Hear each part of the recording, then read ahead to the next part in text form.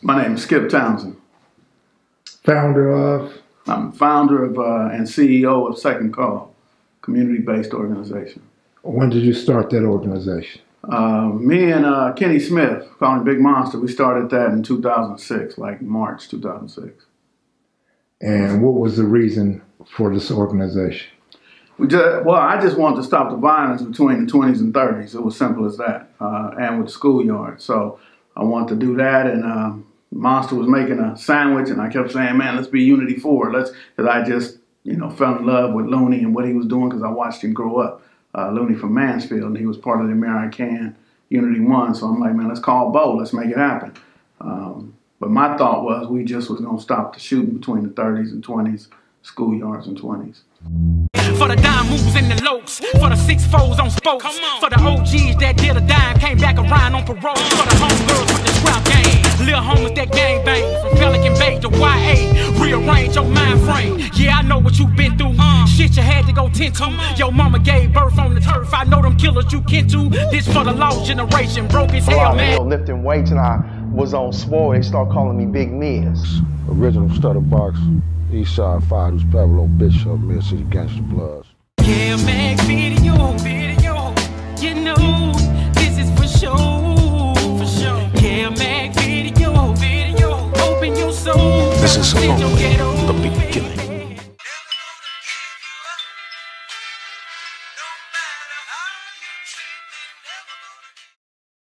A lot of people know you from, amongst other things, driving tow trucks.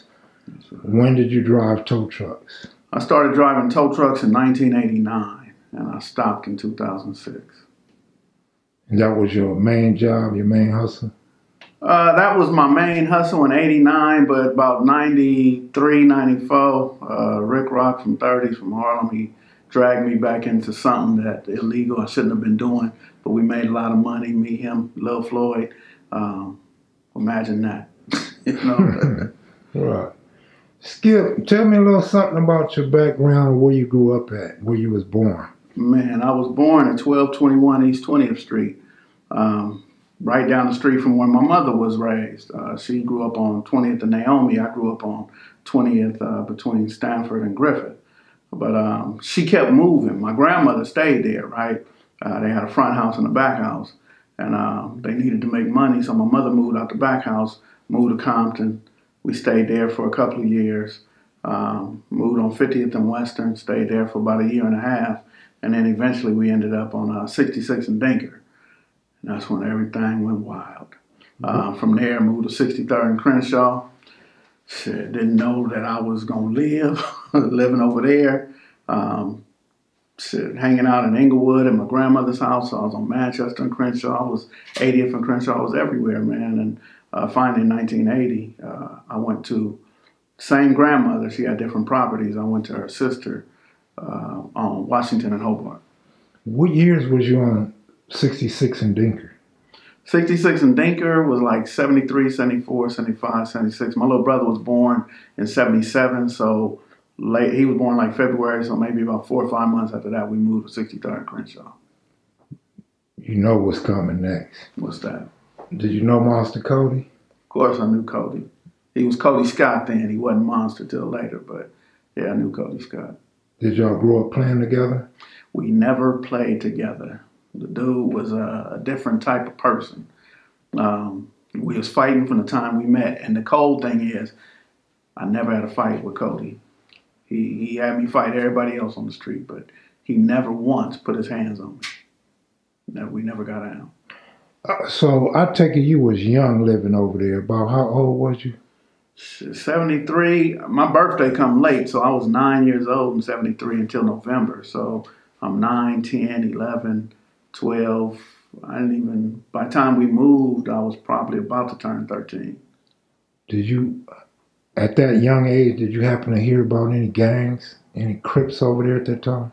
Yeah, they were the West Side Crips. Okay. A dude named Norris Sterling, he's like 2 years older than me. His brother was real famous over there, Pete something, Petey, Weedy, or something like that. He was one of them famous West Side Crips, so he'd be on our block all the time. And when they be talking, they talking loud, and they say, "Oh, took you around the corner." you know, as little kids, man, we like, all right, gotta go. Let's go in the house. But Petey Weedy was the only one who was really around that we didn't run from because that was North's brother. Do you remember ever hearing about the Magnificent Seven? Or no, I was a kid, right. But I knew that that Riviera in the driveway, I knew they was some form of Crips or whatever. But you know, I used to play with Frank. Frank would come out and play with us, but I ain't never asked him about his brothers. I ain't never, you know, say, man, your brother's Crips. Yeah, because you're too young at that time. Too young. Yeah. I don't know nothing about it. No, you beat me too because I was going to ask him, did you know the Bell family? Yeah. That's Cute's family. Right. So, yeah, very, very standout family. You know, second house from the corner, that Riviera in the driveway. Nobody ever fucked with Frank, ever. You know, so I could feel it. I knew it, but I didn't know what it was. Well, Frank is your age. He's 1963. Yeah. So you went... me, him, and Cody. We all the same age. Did you go to Raymond Avenue? No, I didn't. What school did you go to when you went to the Catholic school right there on 70th and Van Ness. Man, I went to St. Anselm's. Had to walk past Horse Man every day. Fight there. Fight going down 69th, so I avoid 69th. We'll go down 68th and cross over. Cross by the backside of Horse Man where the fence is. And try to avoid Stacy and Stanley Cheatham. Then by the time I get to Van Ness, I got to look both ways, see if John L. and JD and them is out. Man, it was an obstacle course getting to school, man. So look, your formative years, you grew up in a Crip neighborhood, and those were the first gangs that you were exposed to then, right? And the first ones who wanted to check my pocket and fight me. Cody sent everybody on 6, they were 6'9" boys back then. He sent everybody on 6'9" to take my papers. I was the paper boy. So I had the bike, I had the newspaper, and I'm throwing them at different houses. And Cody would say, man, take Skipp papers. And I got to get off and fight because I can't let you take my papers because that's how I make my money. Who were some of the other names in that area between Western and Normandy along Dinker that you can remember from your childhood? Said Michael Orso, Todd Wesley, Beverly. Beverly is the one I believe used to date Tookie, Beverly and her brother. I think they Johnsons. That was the original Rabbit who lived on the corner house of 68. He got killed real early. He was Asian. I don't know if he was Vietnamese or what, but he was a gunner. He was getting into it with the 60s, and he got shot. Ran home, got in bed, and the police followed him to his room, and he popped up with his gun, and the police killed him in bed. So what were the years that you lived over there? From when to when? We moved in 77. So you moved before the war kicked off? Right, we moved before the war kicked off, but yeah, them dudes were still there. Trey Ball, he had 2 sisters, Yvette and forgot the other sister's name, but it was a gang of folks over there. Did Raymond Potts or Odie Shaw's name pop up back then that you can remember? It did, and I just ran into his little brother. And he was like, hey, Skipp, man, don't be saying my name on these interviews, my brother's name. But, of course, everybody know.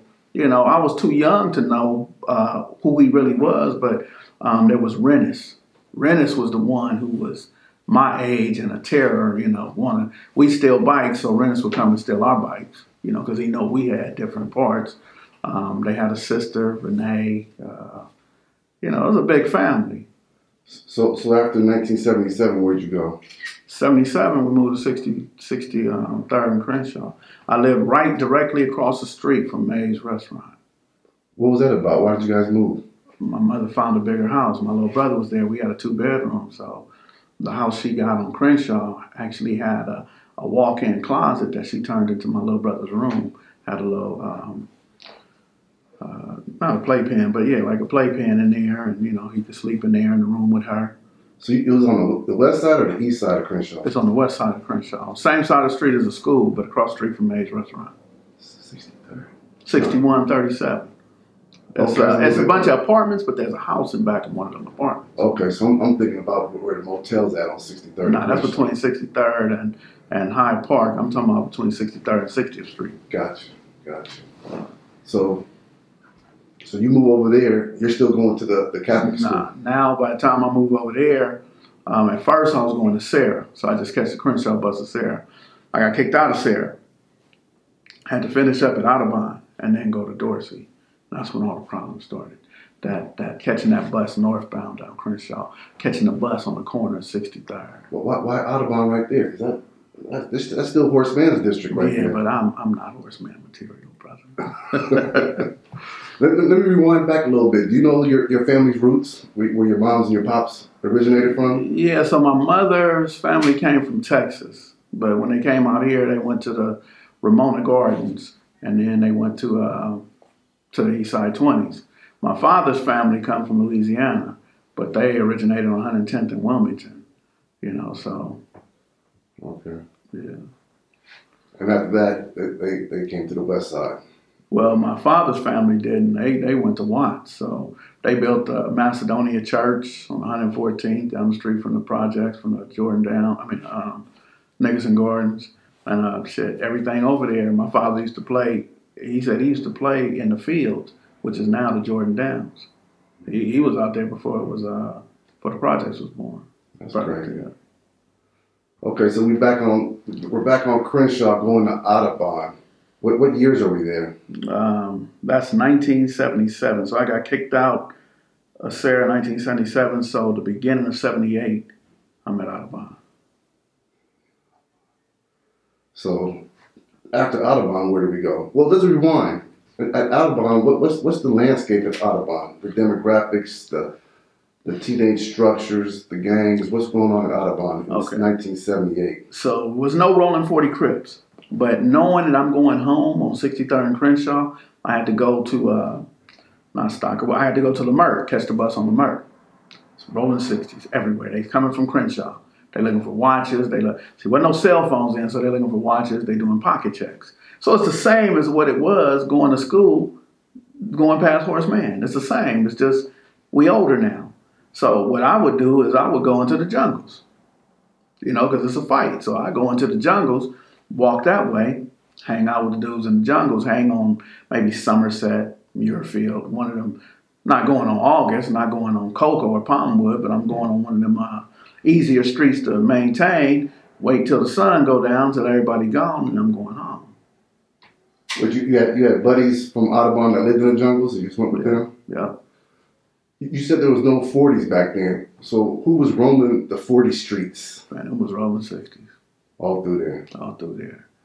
Well, I mean, I could say that, but they were neighborhood Crips, so you know there was a 4-6s too. So it might have been some 4-6s or whatever, but back then the V&Gs in the 50s didn't have a sphere of influence crossing over that way? Not on that side. So the V&Gs did go down to 48th Street. They used to go all the way down to 48th Street back then. So sometimes I go over there too. I go on 48th and 9th Ave. And hang out over there with Mr. Curtis, Mr. Peepee, and them. You know, they be hanging out at the liquor store drinking. So I'm thinking, like now, Audubon's considered a 40 school. But back then, since there was no 40s, the P-Stones didn't dominate Audubon when you went there? Not at all. And the dudes at my age that say they did, I'm going to look in the camera and say, y'all lying. Even Dorsey. Dorsey was not a Blackstone school when I was going there 79, 80, 81. But they did attend these schools. Yes, they attended these schools. So who did they coexist with at Audubon? We had to coexist with Big Field, the Harlem Crips, which went all the way to Vernon. Harlem was all the way on the other side of King Boulevard. So a lot of them came up there. West Boulevards was deep. Yaya. I grew up in that era with Big Phil and Yaya. Yaya was a girl, but she was kicking up dust, major dust back then. So. Okay, so we graduated from Audubon what year? That year, 78. 78? 78 was my last year. I only went there like that semester. So Audubon feeds into two schools. You either go to Dorsey or go to Crenshaw. Right. I'm assuming you got fed into Dorsey? I went to Dorsey. Even though you lived in the 60s? Well, yeah. So how did that work out? Your mom's got you what do you call it, opportunity transfer or something? Nah, my dad lived on Sycamore down the street from the Baldwin Theater.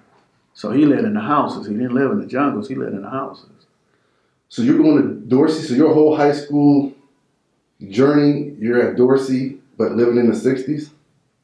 Yes, until I got into a fight. So now one of these years, 1980, my mother sent me to San Diego. I got to San Diego. I'm in Lincoln High School, and within 3 days, I had a fight and I got kicked out. So I went to Sweetwater in Chula Vista. Did like a semester there, and I was stealing cars, and I ended up going to jail. And when I went to jail, when I got out, my mother wanted to make sure that I wasn't in no kind of issues, and she sent me to my father's mother's, and that's how I ended up on Washington. Okay. So what year did we land on Washington? That was probably the end of 1980. Probably like around, somewhere October, November 1980. Okay, so we're on Washington. Do you know any of the history of the 20s? Yes, sir. As far as founders and things of that nature? Yes, sir. You want to share that with us?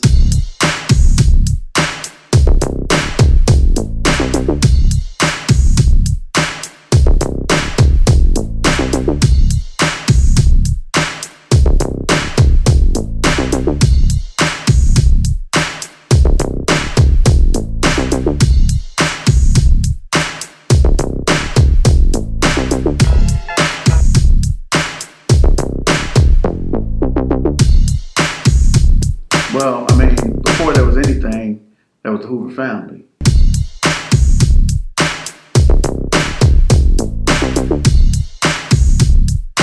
You know, it was Blood Valley, so there's a lot of guys who were Hoover families that was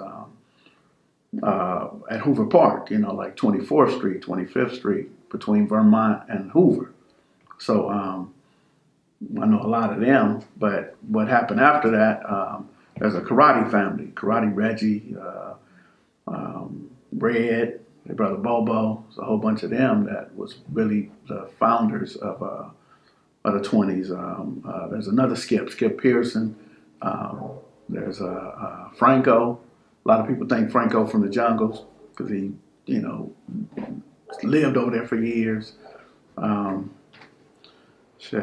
Shaft and Wendell was part of the Hoover families, but then they moved to the jungles too. So it's a lot of Charles Moore, Zale, London Carter. It's a lot of different people. What years did you get when these guys were up and running, when they formulated? What year was it? Yeah, Hoover family. To my knowledge, all that was like 72, the Hoover families, all that, and the 20s came like 76. But the Rollin 20s NHB, which like is another spark of it that started on 27th and Budlong, that's a whole different crew. That's Black Reese, Crazy B, Stoney, the homeboy Stoney, Santa Claus. Those dudes created what is now called the NHB 20s. So the other guys that I named Franco and Red and all them created the Rollin 20s.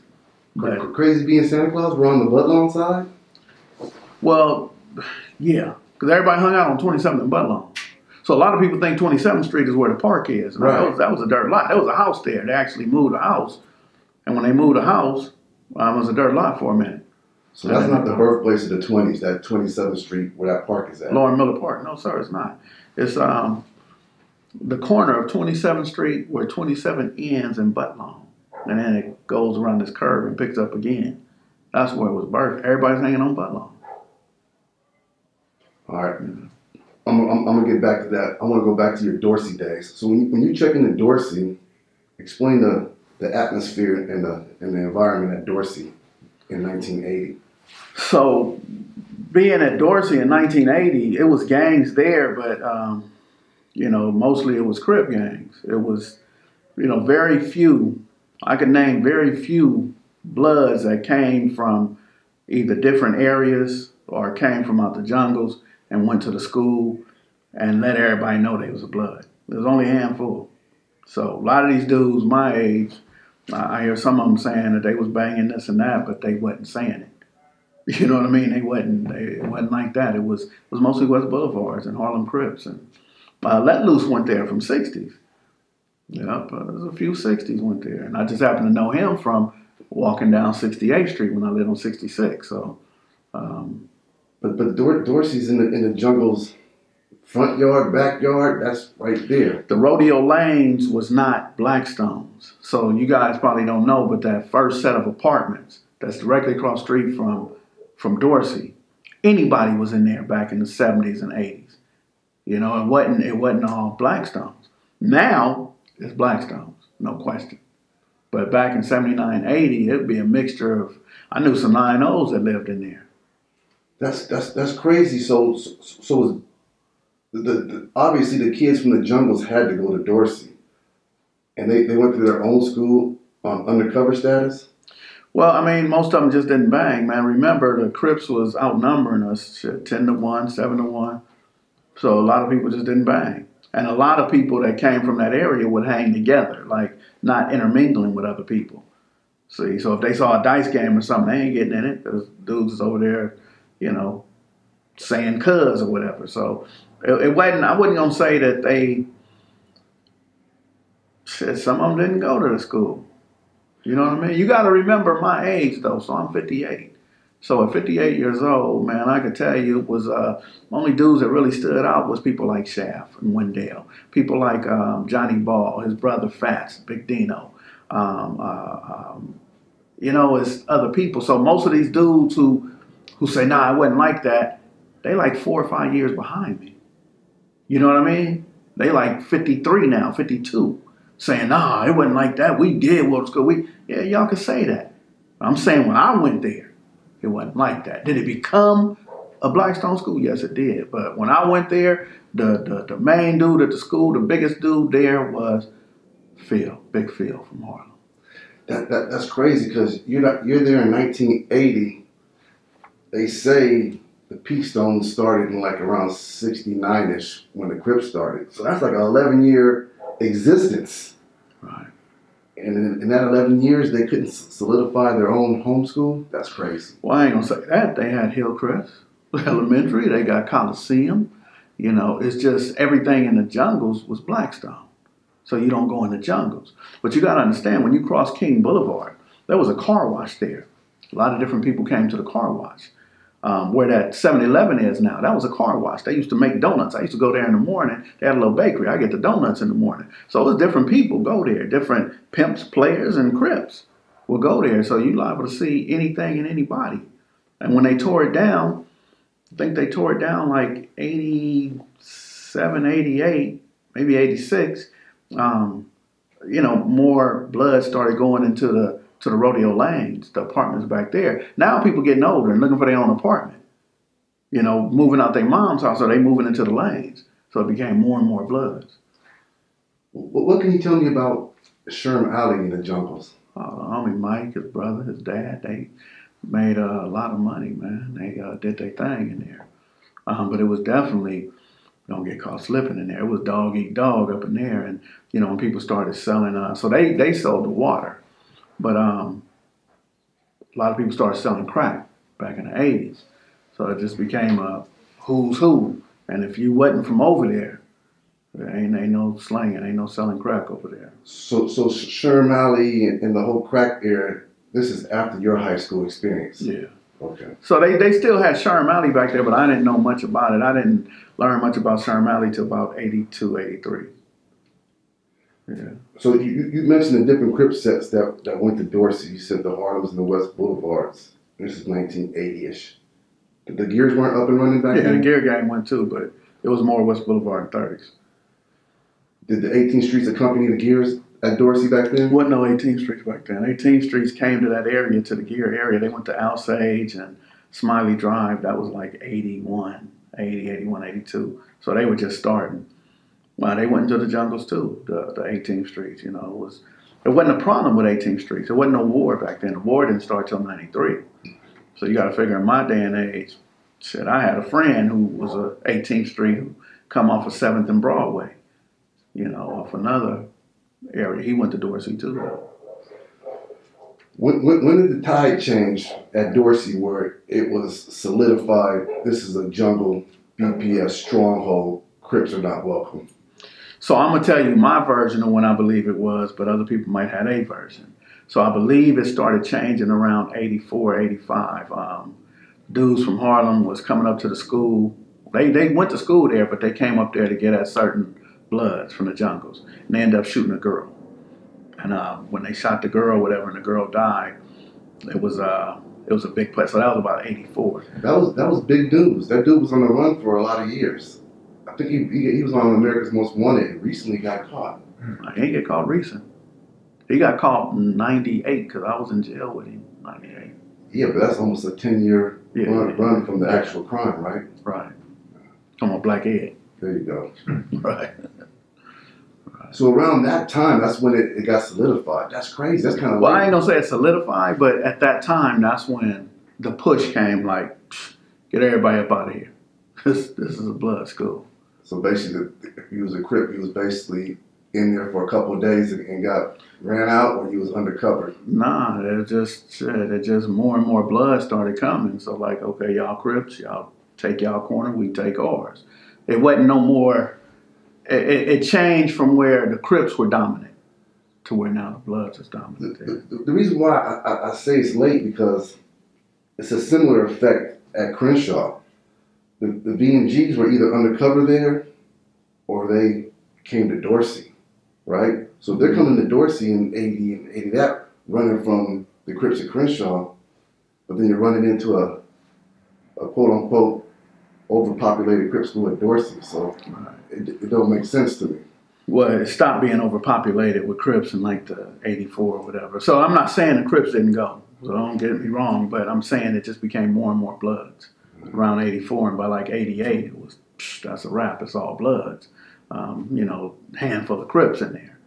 But then everything started changing around the '90s again. We got influx of Southern Central Americans coming in, and now them Central Americans coming in, and now they're majority populating the school. A lot of people don't know this, but the Crenshaw area, Baldwin Hills area, Dorsey area had a heavy Japanese population. Yes, indeed. And they attended Dorsey. Yeah. A lot of them. Were they there when you were there? Yes, indeed. It was heavily populated, all the way from Farmdale to Crenshaw, from the railroad tracks from Exposition all the way to Coliseum. That was their area. That was them. I mean, it was. And if you look at it now, there's really still no heavy gang banging in that area. Those are homes with a lot of Asian families. So even though the West Boulevards drive them down the street and the Blackstones drive them down the street, it's neither one of their areas. Did they mingle or integrate with the blacks, or did they stay to themselves? They stayed to themselves. Mac has brought to my attention that I didn't know about, and he tried to have me research this group, and I can't find nothing on this group. Buddha Head Crips, and it's a Japanese gang that attended Dorsey. Are you familiar with this? Not at all, man. What year was that? Early 70s. Oh, okay. See, you just said it right there. Early 70s. I'm walking across Western trying not to get my lunch money taken. But I do know that behind the Ralph's Market that was on Rodeo and Crenshaw, there's still like several blocks of different Asians there as well. Right behind the post office. Right behind the post office. When you drive down that street, you see bonsai trees. And if you're not familiar with bonsai trees, you're not going to pay attention to them, but those are Japanese trees. Right. All right, so look, Skip, you move on. Washington in what? In what year? Washington and Hobart, the end of 1980. 1980. Yeah. Explain that area for us. That's considered Midtown, West Adams. It's the West Adams. It's right at the top of Sugar Hill. It's the West Adams area. They call it the Harvard Heights. At the time when I get there, all I know is it's 20s over there. And I know a handful. I don't know a lot. So Big Skip had me come down to the park a couple times. But I prefer to walk west on Washington and go into the avenues, go on Van Ness and Arlington, 2nd Ave. And there was a dude over there who was, he was around my age, but he was making money. He was making money like an older dude. So I gravitated to him. He introduced me to all the Avenue 20s, and that was it. I was looking at him like, man, y'all little kids. You know, I'd already been exposed to Tookie and Monster and all these big name dudes, and I'm looking like y'all little kids, man, but shit, they grew up.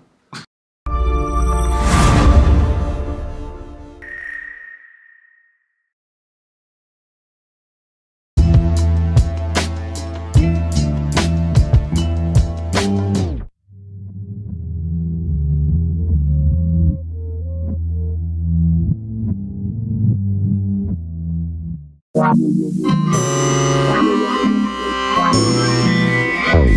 reminiscing about the days of way back.